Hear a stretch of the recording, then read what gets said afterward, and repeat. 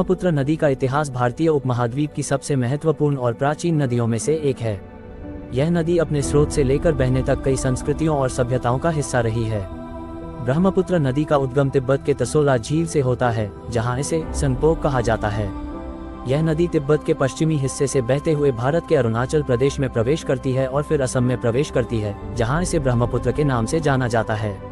ब्रह्मपुत्र नदी का महत्व केवल उसके जल स्रोतों के कारण नहीं है, बल्कि यह पूरे पूर्वोत्तर भारत की सांस्कृतिक, ऐतिहासिक और भौगोलिक धरोहर का एक अहम हिस्सा भी रही है।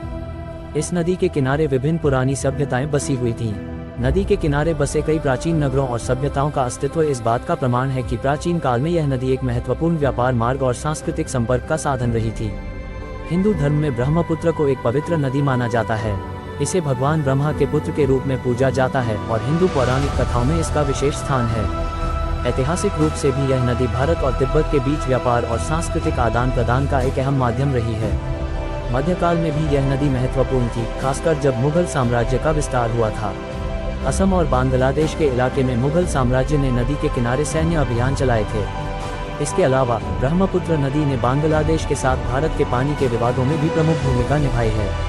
आज भी ब्रह्मपुत्र नदी का जलवायु, कृषि और परिवहन के लिहाज से महत्वपूर्ण योगदान है। असम और अन्य उत्तर पूर्वी राज्यों के लिए यह नदी जीवनदायिनी है।